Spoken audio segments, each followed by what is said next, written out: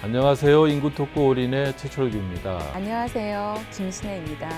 2018년 합계 출산율이 1이 되지 않을 것으로 예상되면서 정부의 저출산 정책에도 비상이 걸렸습니다. 아무리 예산을 쏟아 부어도 출산율이 높아질 기미가 보이지 않는 것은 새로운 대안이 필요하다는 시그널인데요. 최근 저출산과 성평등의 연관성이 새삼 눈길을 끌고 있습니다. 오늘 올인에서는 양성평등과 저출산에 대해 이야기 나눠보겠습니다.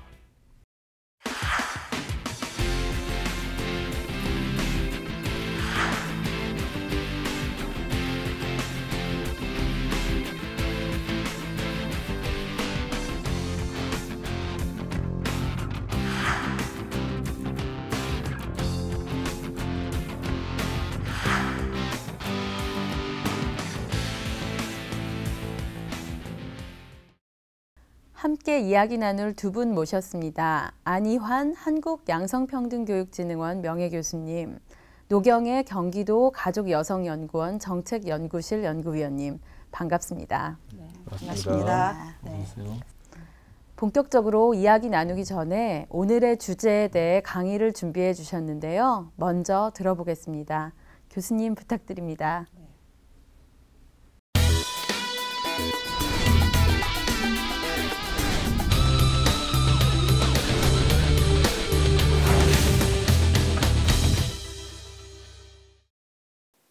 안녕하세요. 오늘은 저출산과 양성평등이라는 이야기를 나눠보도록 하겠습니다. 우리나라의 연간 출생아 및 합계 출산율 추이를 한번 살펴보도록 하겠습니다.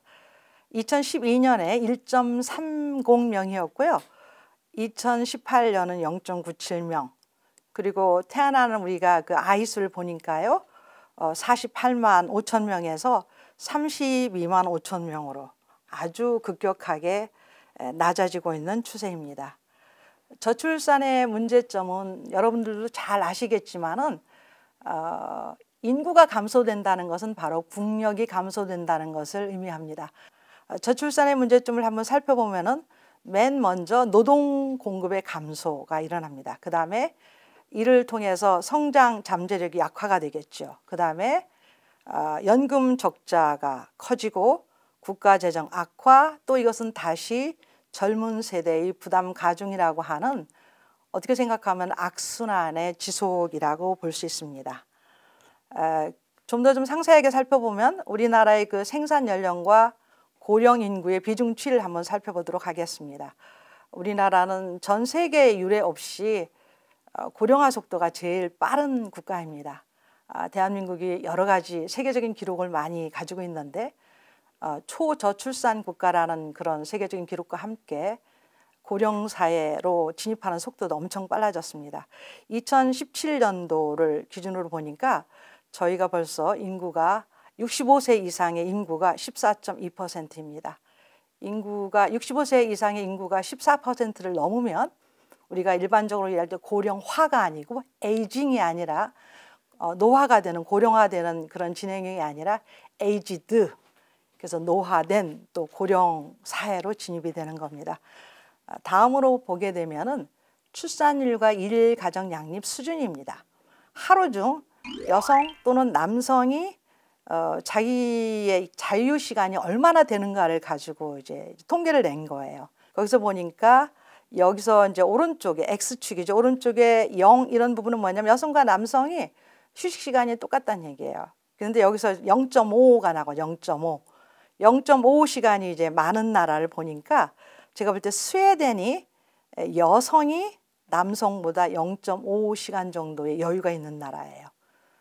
그래서 일과 가정 균형, 가정 양립이 잘 된 나라일수록 합계 출산율을 보게 되면 역시 합계 출산도 굉장히 높습니다. 그래서 이런 것들이 지표가 우리가 흔히 생각하는 우리의 생각들을 조금 이제 반전을 일으키는 거죠. 그러니까 여성들의 경제활동 참여율이나 또는 일가정 양립 수준이 출산에 영향을 굉장히 많이 미친다는 걸 알 수 있습니다. 이제 세 번째 저희가 그래프를 보게 되면 아주 결정적인 그래프입니다. 출산율과 성평등 격차입니다. 성평등 격차 또는 성격차 지수라고 해서 조금 어려운 말이긴 한데 아주 쉽게 얘기하면은 잘 사는 나라든 못 사는 나라를 비교하는 것이 아니라 잘 살든 못 살든 한 나라에서 여성과 남성의 어떤 차이가 있는가를 보는 그런 지수죠.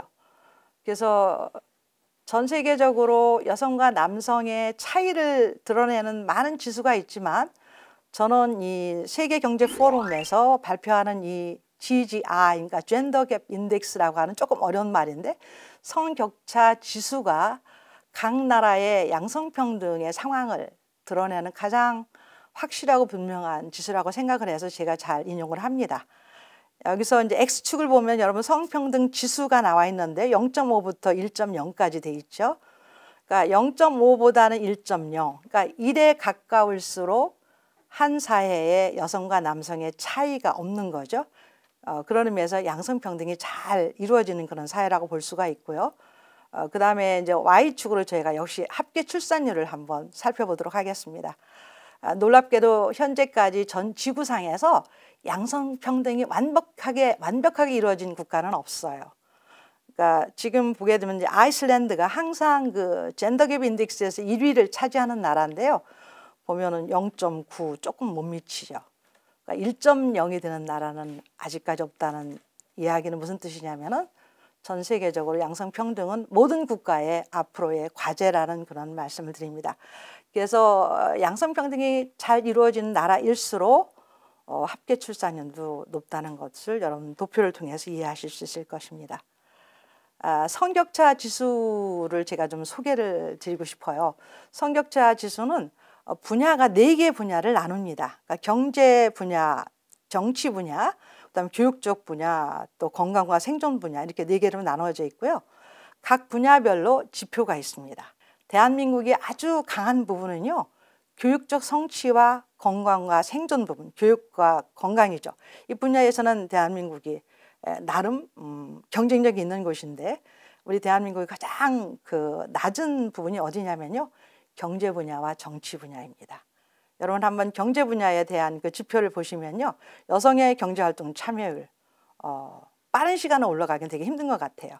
그다음에 유사노동 남녀임금 격차 굉장히 힘든 지표입니다. 달성하기에.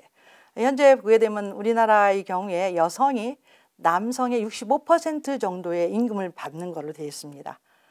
굉장히 남녀 간 임금 격차가 큰 나라이죠. 그 다음 남녀 소득 격차, 그 다음에 여성 고위직, 임원 관리자 비율, 그 다음에 여성 전문직 및 기술직 비율. 쉽게 3, 4년에 쉽게 변할 수 있는 지표들은 아닌 것 같습니다. 그 다음에 정치 권한을 보면 여성의 국회의원 비율, 지금 현재 우리나라는 OECD 평균 이하입니다. 그 다음에 여성 고위직 공무원 비율, 역시 힘들게 올라가고 있지만은 아주 쉽진 않은 분야죠. 그리고 지난 50년간 여성 국가 수반의 재임 기간 비율, 경제 분야와 정치 분야의 이 지표들은요, 한 10년 이내 우리가 확고하게 바꾸겠다가 굉장히 어려운 부분이죠. 재밌는 하나의 이제 그 서베이가 있었어요. 2009년도이긴 한데 세상에서 가장 매력적인 남편은 어느 나라 남성일까요? 여러분 되게 궁금하죠. 근데 놀랍게도요, 스웨덴과 노르웨이 남성이 여기 해당이 됐습니다. 그 이유를 보니까 뭐 돈을 많이 벌어서가 아니고 집안일을 가장 잘 분담하기 때문이라는 답이 있습니다. 많은 분들이 제가 이걸 인용하면 궁금해해요. 대한민국 남성은 어디 갔냐고. 근데 대한민국 남성은 이 서베이에 해당이 되지 않았기 때문에 우리가 대한민국 남성을 여기서 논할 수 없고 나중에 패널 토론을 통해서 한번 이야기를 나눠보도록 하지요. 제가 이제 노르웨이나 스웨덴 이런 나라들이 양성평등을 성공적으로 잘 진행하는 선도적인 그런 국가이기도 하고요. 또 출산율도 굉장히 높은 국가예요. 그러니까 우리가 생각하는 가장 이상적인 국가라고 할 수 있는데요. 그 노르웨이 장관이 현직 중에 휴가를 하는 그런 사진이 실려 있었어요. 지금 보니까 그 아우든 리스바켄이라고 하는 아동 평등 사회통합부 장관과 또 크누트 스톨베게트라고 하는 법무부 장관이 현직 장관 임무 수행 중에 육아휴직을 한 거예요. 장관이 선도적으로 해서 작은 지방의 조그만 공장에서 일한 나도 육아휴직을 할 수 있게 해달라 이렇게 얘기를 하는 거죠. 그래서 우리도 이런 부분에 대한 우리들의 생각을 좀 바꿔나가는 것도 필요하다는 생각이 듭니다. 그래서 제가 볼 때는 이제 출산율 제고는 성평등에 있다, 뭐 양성평등에 있다라고 말씀을 드리는데요. 이게 슬로건으로 거쳐서는 안 될 것 같아요. 그러니까 구체적으로 어떻게 할 것인가가 제일 중요한데 그것을 좀 정리하면요, 우리가 노동이죠, 노동, 그러니까 유급 노동을 얘기하는 거죠. 이 일을 좀 분배를 하고 우리의 권력도 분배하고 그 다음에 서로 돌봄 노동. 지금까지는 여성들이 주로 하고 있는 돌봄 노동도 함께 우리가 이것을 나눠야 되겠다라고 말씀을 드리고 싶습니다.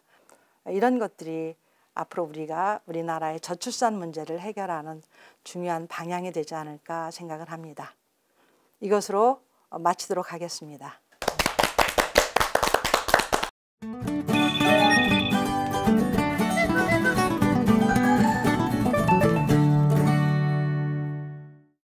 네, 교수님 강의 잘 들었습니다. 네. 예. 그 얼마 전에 이제 세계 유엔 인구기금 총재가 우리나라에 왔다고 들었어요. 이제 그분 얘기가 이제 임신의 자기 결정권을 여성의 권리로서 잘 자각하는 게 중요하다 이렇게 얘기하면서 저출산 문제는 꼭 성평등 문제라고 이제 지적을 했다고 하는데 그게 어떤 의미가 있을까요? 많은 분들이 생각할 때 저출산 문제를 해결하려면 여성이 애를 낳아야 된다라고 생각을 하시는데 물론 여성이 애를 낳아야죠. 근데 문제는 뭐냐면 네가 애를 낳아라라고 해서 이렇게 강요한다고 그래서 애를 낳을 여성은 지구상에 사실 아무도 없어요. 그러니까 항상 초저출산 문제가 일어나면 일본도 마찬가지더라고요. 우리나라와 같이 어느 한 장관이 일본 여성들에게 애를 낳으라고 그래서 굉장히 논란이 됐어요. 그래서 나온 얘기가 여성은 애 낳는 기계가 아니다. 요즘 그런 얘기 우리나라도 하거든요. 그래서 그 나탈리아 카넴 유엔 인구기금 총재죠. 굉장히 중요하죠. 인구에 대한 업무를 하고 있으니까.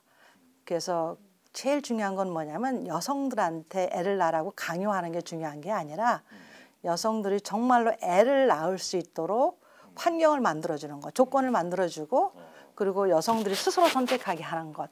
이 여성들이 애를 낳는다는 의미는 여성의 몸에 대한 거잖아요.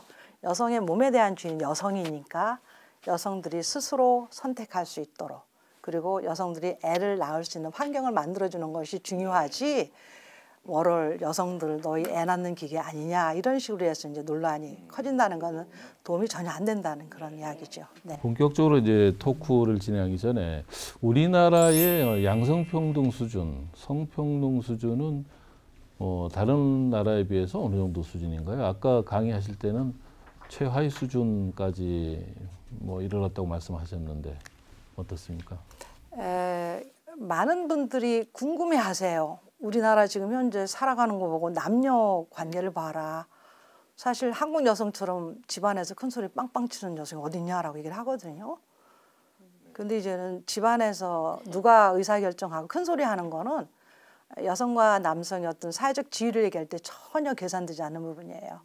그러니까 아주 순수하게 여성들이 사회에서의 역할과 지위를 가지고 얘기를 하는 거거든요. 그래서 그 부분은 우리들이 좀 명확하게 구분을 해야 될 것 같아요. 실질적으로 여성들이 뭐 집안에서 많은 의사결정하죠. 자녀의 교육 문제라든가 뭐 집 사고 파는 문제. 근데 그거는 집 안에서만 중요한 거고 그래서 우리가 계산하는 것은 집 바깥에 소사이어티 사회에서의 역할이고요. 제가 볼 때는 UNDP에서 얘기하는 성불평등 지수도 있고 많은 지수가 있어요. 그런데 저는 제가 제일 즐겨 쓰는 그 지수는 제가 강의에서 말씀드렸듯이 이제 월드 이코노믹 포럼 WEF에서 나오는 젠더 갭 인덱스예요. 젠더 갭 인덱스의 특징은 뭐냐면 어느 나라가 잘 산다 못 산다는 하나도 안 중요해요. 잘 사는 나라든 못 사는 나라든 못 사는 나라는 못 사는 나라대로 그 안에서의 남녀가 얼만큼 평등한지를 보는 거예요. 또 잘 사는 나라면 잘 사는 대로 남녀가 얼만큼 평등한지.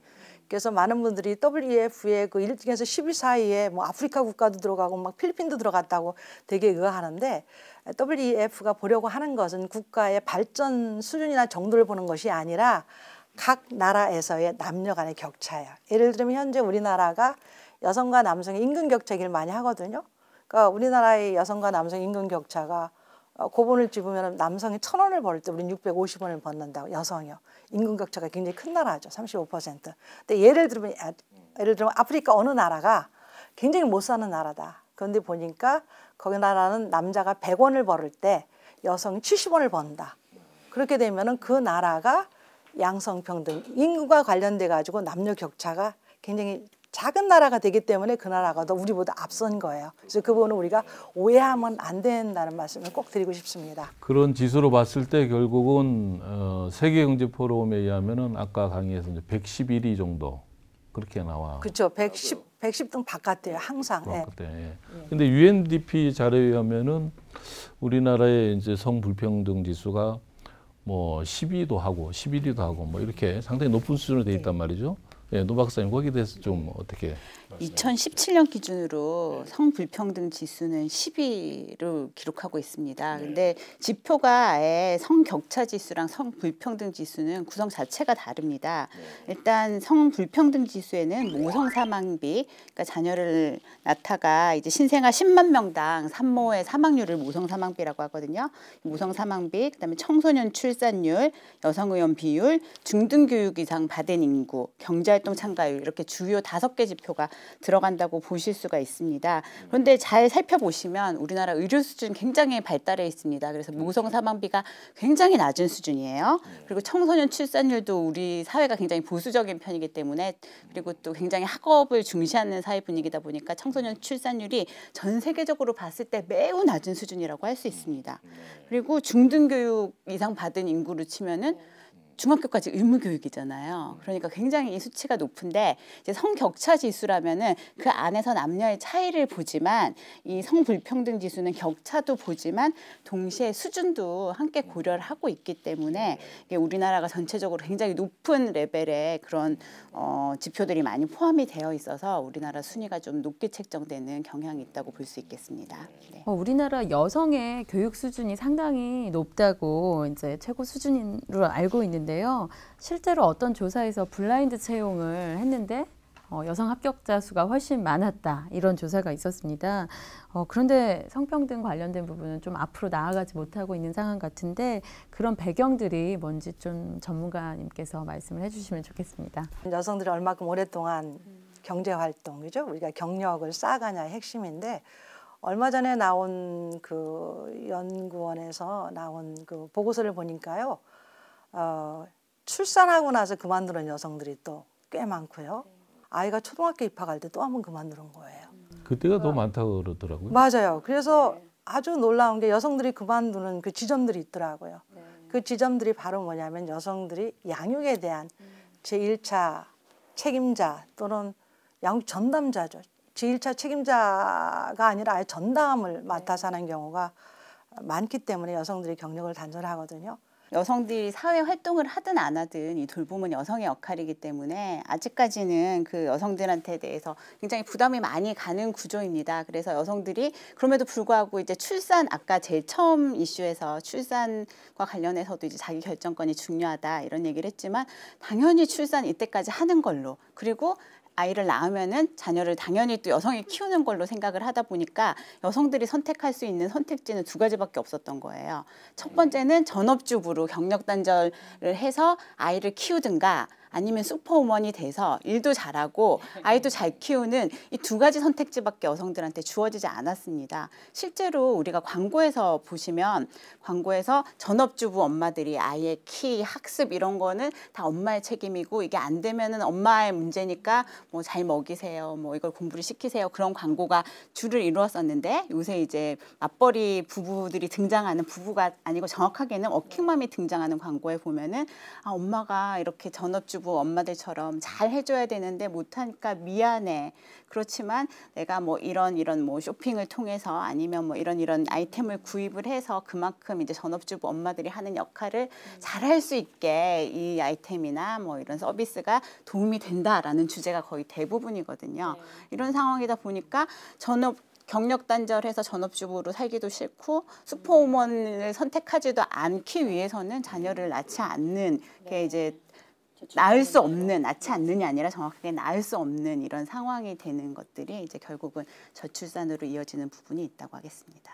사회에서 이제 여성들이 경제 활동을 하면서 이렇게 뭐 승진도 하고 뭐 이렇게 해서 뭐 이사도 되고 이렇게 올라가야 되는데 그런 부분이 또 사회적으로 많이 막혀 있기 때문에 그래서 오히려 뭐 차라리 그럴 바에는 애나 키우지 뭐 이렇게 또 되는 경우도 있지 않나요? 혹시 어떠세요? 그런 건지. 일단 유리천장 문제도 굉장히 심각한 문제라고 생각을 합니다. 그래서 가장 그래도 성평등이 어쨌든 국가 정책상 전략적으로 이루어진 데가 공공부문이잖아요. 그래서 공무원 조직이라든지 교사 조직이라든지 뭐 이런 조직에서도 보면 여성 비율이 점차 높아지고 있는 데 비해서 여전히 고위 공직자 비율, 그다음에 학교 관리자 비율은 아직도 낮은 수준입니다. 이것뿐만 아니라 여성이 이제 비전을 제시를 이제 못하게 되고 예전에 제가 다른 직장에 다닐 때는 보면은 민간 기업이었는데 거기는 같은 능력과 경력을 가진 사람이 이제 똑같이 인사고과를 받게 되면 무조건 승진을 할 때 여자는 한번 미끄러뜨리는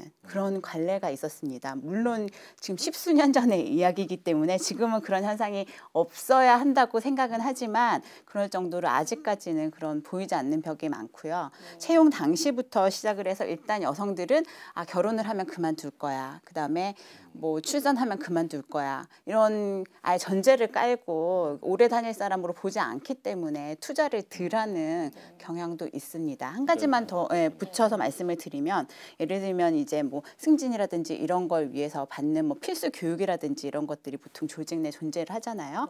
근데 일하는 여성의 경우에는 보통 그런 것들이 되게 장기 교육일 가능성이 높아요.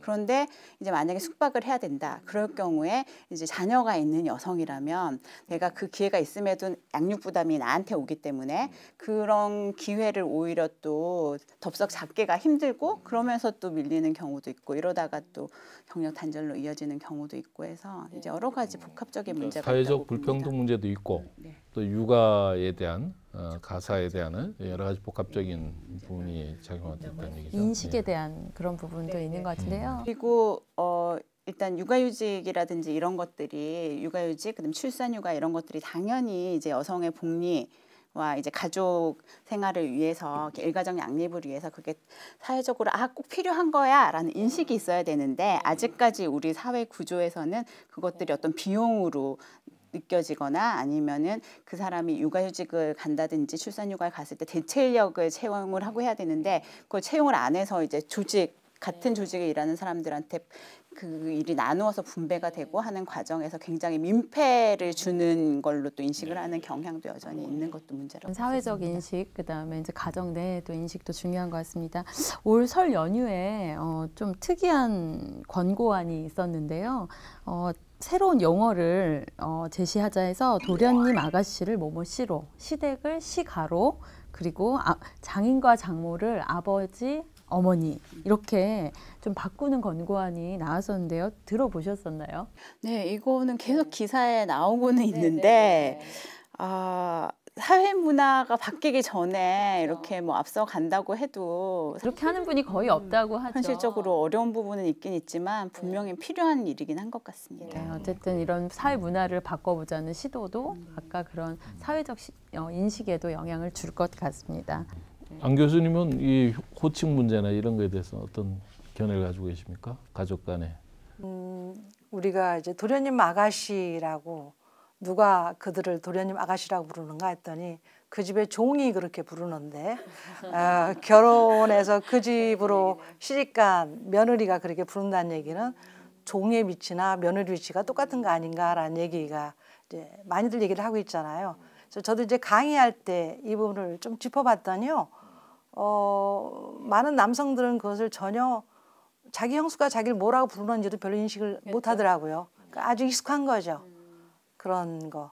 그래서 그렇게 종의 미치에서 부르는 거하고 똑같다 그러면 그거 아닌데라고 해서 그러니까 우리가 익숙하면서 차별을 느낀다는 건 되게 어렵잖아요. 그래서 실질적으로 이것이 호칭이 성차별적인가 아닌가라고 하는 그 서베이가 있어요. 너무 놀랍게도 남성들은 연령과 상관없이 성차별이지 않다고 그러고요. 여성들은 20, 30대는 성차별이다라고 했고 60, 70대에 가면 성차별이 아니다라고 하거든요. 세대별로 차이가 나죠. 여성의 경우는 세대별로 차이가, 나이별로 차이가 나고 남성의 경우는 차이가 없다. 그 얘기는 바로 뭐냐면 모든 차별은 원래가 당하는 사람만 느끼는 거고요. 그거를 뭐 누린다고 생각도 안 하죠. 그걸 당연하다고 여기는 사람은 진짜 당연한 거예요. 사실 이거는 성차별적인 호칭이면 틀림이 없고, 근데 저는 굉장히 변화의 그 시초를 봤는데 제가 강의하는 와중에 혹시 형수 있는 분 계세요? 그랬더니 어떤 젊은 분이 손을 들어요. 형수 있대요. 그래서 형수가 뭐라고 도련님이라고 불리니까 아니요. 무슨 씨라고 불러요. 그래가지고 깜짝 놀랐어요. 그래서 언제부터 했더니 꽤 오래됐어요. 그래서 내가 그럼 어머니는 뭐라고 안 하시는가요? 그 며느리의 그 형수의 시어머니는 그랬더니 아니요. 저희 어머니도 아무 얘기 안 해요. 저희는 그래서 오래전부터 그냥 형수가 저 누구 씨라고 불러요. 젊은 세대들은 그렇게 호칭부터 있어요. 예, 변화가 있었어요. 그리고 나서 그 시어머니도 그것을 그냥 문제시 안 삼는 거죠. 지금까지 우리 양성평등의 이제 현실이랄지 현주소 이런 것들 좀 알아봤는데요. 토크 2에서는 그러면 이제 다른 나라의 경우는 어떤가? 다른 나라의 사례를 좀 본격적으로 한번 짚어보는 시간을 갖도록 하겠습니다.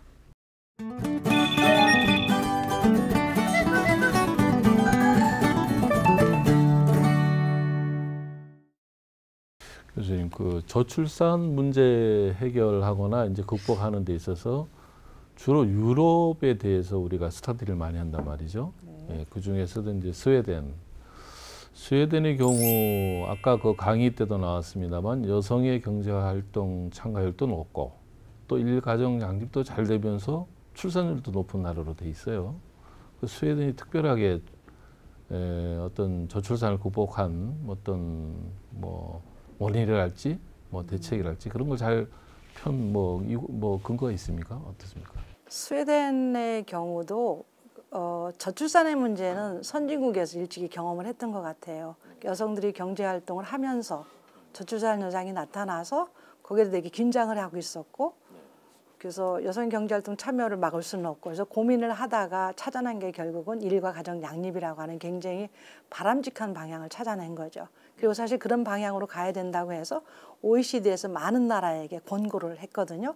우리도 그 권고를 받은 나라인데 우리는 지금 이제 시행 중이고 스웨덴 이런 나라들은 그것을 일찍이 스스로 문제점을 찾아서 적극적으로 시행했기 때문이고 여기서 보니까 여성들 역할, 남성들 역할에서 굳이 남녀 역할을 구분을 하지 않는 거죠. 그러니까 함께 일하는 거 너무 당연하고 함께 아이 돌보는 거 당연하고 또 함께 가사노동하는 게 당연하기 때문에 여성이 뭐 임원 역할을 맡든 직장에서 오래 일하든 그럴 때는 뭐 아빠가 돌보거나 아니면 아이가 어린 경우에는 뭐 보육시설에서 돌본다든가 우리나라처럼 이렇게 부모님들의 신세를 지는 것이 아니라 그 보육의 사회화 그런 부분들이 돼 있기 때문에 근본적으로 뭐 성별 분업이 없죠. 이렇게 일터로 좀 시선을 옮겨보면 무엇보다 동일 노동, 동일 임금에서 성평등이 좀 정책적으로 이어지고 있다라고 평가하는 분들도 있는데요. 남녀의 차이가 분명히 존재는 하지만 옳고 그름의 차이가 아니라 노동력의 차별을 둬서 안 된다고 보시나요? 어떤지 좀 의견을. 그렇죠. 우리나라만큼 여성과 남성의 임금 격차가 심한 나라가 없습니다. 실제로 여러 대기업의 데이터라든지 이런 것들을 분석을 해서 보면 비슷한 일, 예를 들면 뭐 은행이면 은행 이런 식으로 해서 비슷한 같은 회사에서 여성과 남성의 임금 수준을 비교를 해보면 뭐 차이가 많이 나는 데는 뭐 절반 여성들이 받는 데부터 시작해갖고 막 80%까지 되지만 거의 뭐 90% 이상 이렇게 여성이 남성만큼 임금을 받는 구조가 아니에요. 그러다 보니까 동일 노동을 하고 동일 임금을 받으면 이제 여성들이 또 경제활동을 계속 이어나가야 될 이유가 있는데 상대적으로 여성 노동이 평가절하되다 보니까 만약에 육아가 해결되지 않는 상태에서 누군가 아이를 봐야 된다면 그게 또 여성이 될 가능성이 굉장히 높을 수밖에 없는 임금 구조도 한 몫을 한다고 볼 수 있습니다. 근데 이렇게 경력 단절된 여성들이 나중에 취업 시장으로 나왔을 때 가질 수 있는 일자리가 뭘까를 생각을 해보셔야 돼요. 그러니까 그 예전에 경력 단절 전에 가졌던 그런 수준과 그런 임금의 일자리를 가질 수는 없어요, 여성들이. 파트타임이라든지 이제 비정규직의 처우가 열악한 데로 가다 보니까 또 여성들의 이 임금 수준이 떨어지는 이유도 분명히. 최근에 이제 방송국에 근무하시는 분들을 만났는데 방송국도 지금 거의 비정규직이고 하청의 하청으로 많이 이루어지고 페이를 제대로 받고 있는 건 딱 메인 작가 거의 하나라 그러더라고요. 그러면은 그 작가를 보고 다 그런데 그거에 대해서 크게 요구도 하지 않는 게 왜냐하면 그냥 언젠간 또 육아로 그렇게 갈 수도 있기 때문에 이제 여성들이 더 요구하지 않는 그런 상황까지 또 벌어지는 것 같습니다. 네. 그리고 이제 독일 같은 경우는 안 교수님 특히 가족 정책의 변화를 통해서 어떤 사회 불평등이나 또 양성 평등 또 저출산 문제를 극복했다 그래요. 또 가족 정책의 변화가 어떤 게 있을까요? 제가 볼 때 독일은 우리나라하고 굉장히 유사한 측면이 있어요. 뭐가 유사하냐면 그 독일 경제 전체든 우리나라 대한민국 경제의 많은 부분을 수출에 의존한다는 점. 그러니까 우리가 한 70%의 수출 의존하더라고요. 전체 경제에서 독일은 50%고요. 굉장히 유사하고 그리고 독일도 전문화된 인력. 그러니까 우리나라의 경우도 사실상 되게 학력이 높잖아요. 그러니까 그런 고급 인력에 대한 의미도 같이 두고. 그래서 독일 사람들은 항상 한국과 독일은 유사하다고 아주 주장을 자주 해서 제가 처음에는 잘 이해를 못했는데 정말 그런 부분. 그리고 자원이 없다는 것. 그런 분이고. 그래서 저는 사실은 독일은 그 유럽 전체에서 볼 때 이제 중부 독일이잖아요. 중부 유럽이죠. 중부 유럽이죠. 중부 유럽에서 보면은 그렇게 출산율이 높은 나라가 아니에요. 독일은 지금 1.3 얼마까지 내려갔다가 지금 1.4 정도 올라오거든요. 근데 이제 독일은 또 북유럽하고 다르게 그렇게 복지 위주보다는 굉장히 지금 독일이 세계 산업 경쟁 1위잖아요. 그걸 위해서 엄청나게 노동에 대한 의미 부여를 많이 하는 나라예요. 그렇기 때문에 그동안 이제 출산율이 낮았던 거고 이제 의도적인 정책을 나가는데 가족 정책을 한다는 의미는 저는 이런 것 같아요. 독일에서는 이제 양성평등의 문제를 이제는 더 이상 언급하지 말고 우리가 패밀리라고 하는 조금 좀 가족 위주의 지원을 하면 참 좋겠다라고 해서 정책 방향을 좀 바꾼 거죠. 그래서 저는 여기서 독일의 일을 지금 여쭤보셨는데 그렇게 독일 사례가 저출산 극복의 좋은 사례로서는 조금 미흡하지 않을까라는 생각을 합니다. 예. 독일이 조금 이제 출산율이 최근에 올라가고 있는 건 사실인데 우리나라도 사실 가족 위주의 정책을 하고 있잖아요. 조금 참고해 볼 만한 점은 몇 가지 있을 것 같아요. 독일이 이제 가족 정책을 가족 중심으로 이렇게 정책을 펴고 있는 건 우리나라랑 굉장히 유사한 부분이 있고 보수적인 국가라는 것도 상대적으로 이제 좀 참고를 하지만 여기서 고려를 해야 될 건 임금 대체율입니다. 가족 정책을 아주 적극적으로 펴면서 수당 지급이 실제로 뭔가 자녀를 낳았을 때 생활이 가능한 수준으로 수당 지급률이 많이 올라갔다는 것도 생각을 할 수가 있고요. 그리고 독일은 유럽 국가들이 대부분 그렇지만 교육비가 무상입니다. 이것도 굉장히 중요한 문제라고 저는 생각을 하고요.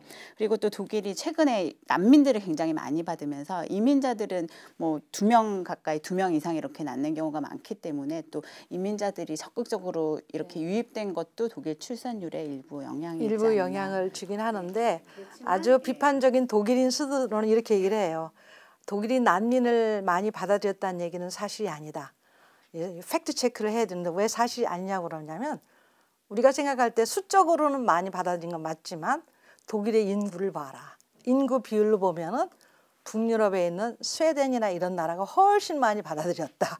그래서 독일은 난민의 친화적인 그런 국가가 아니다. 그래서 독일은 굉장히 재밌는 국가가 재밌는 국민들이 많아요. 그래서 굉장히 자기들의 문제들 굉장히 리얼하게 굉장히 많이 바라보거든요. 그래서 가족 위주로 정책을 바꾼 계기도 양성평등 이슈라는 것이 국민들에게 잘 먹히질 않는 거예요. 그래서 고민하다가 가족으로 가고 그리고 실질적으로 정말로 교육비가 없죠. 최근에 저것도 뭐 최근 몇 년 사이에 바뀌었다던데요. 육아휴직을 남성도 의무적으로 하게끔. 그게 상당히 그 출산율 변화에 영향을 줬다고 얘기를 해요. 제가 나중에 그거를 아주 대한민국도 우리가 해야 될 아주 중요한 하나의 핵심적인 정책 중에 하나로 이제 소개하려는 게 바로 그런 부분입니다. 남성 육아휴직과 관련해서 또 다음 좀 질문을 드리는데요. 이제 그 오히려 여성들이 일을 많이 하는 경우에 남성분들이 이제 육아휴직을 내고 또 집에 있는 경우 뭐 이런 분들이 있는데 역차별 문제를 또 얘기하시는 분들이 있더라고요. 왜냐면 가정에서 여성이 이제 돈을 벌고 남성이 육아를 하는 경우에 또 주부들이 우울증을 앓는 것처럼 남성들이 우울증을 앓는 경우도 있고 또 슈퍼도 못 간다 그러더라고요. 슈퍼 가면 손가락질한대요. 제가 아는 아주 유명한 배우님도 잠깐 쉬는 동안 슈퍼를 가는 게 두려웠다 그러더라고요. 슈퍼 가면 와이프 고생시키고 본인은 놀고 있고 이게 뭐 하는 짓이야? 이렇게. 이제 그 얘기 조금 더 할까요? 그 남성이 집에서 아이를 키우면 무능하다고 생각해요, 우선. 이미지가. 무능하다고 보기 때문에 그 편견이 굉장히 크다는 거죠. 그래서 우리가 그 라떼 그죠? 커피 라떼 파파라는 용어가 있잖아요. 그런데 실질적으로 이 제가 전문 공무원들하고 한번 얘기를 해봤더니 아주 굉장히 재밌는 얘기를 하더라고요.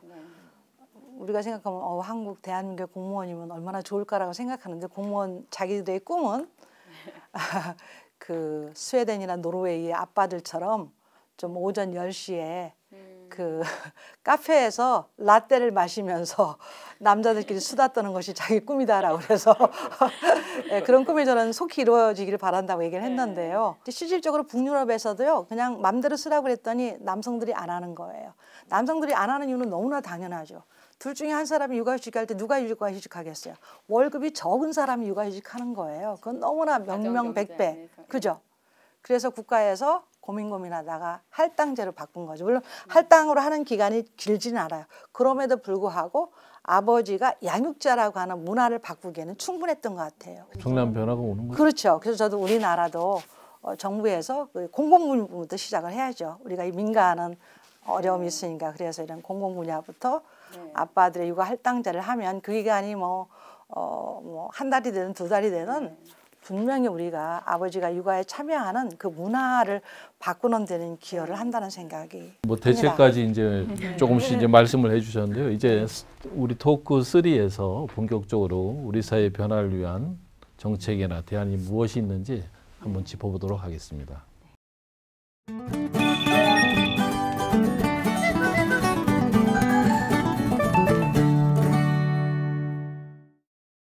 우리나라가 결국은 이제 저출산 문제랄지 양성평등 문제랄지 이것을 다루는 부처가 이제 보건복지부하고 여성가족부가 중심이 되잖아요. 주무부처인 보건복지부와 여성가족부가 좀 역점을 둬야 될 양성평등과 저출산 문제에 대해서 그런 어떤 정책이 있다면 딱 집어서 이거다라고 얘기해 주실 게 있을까요?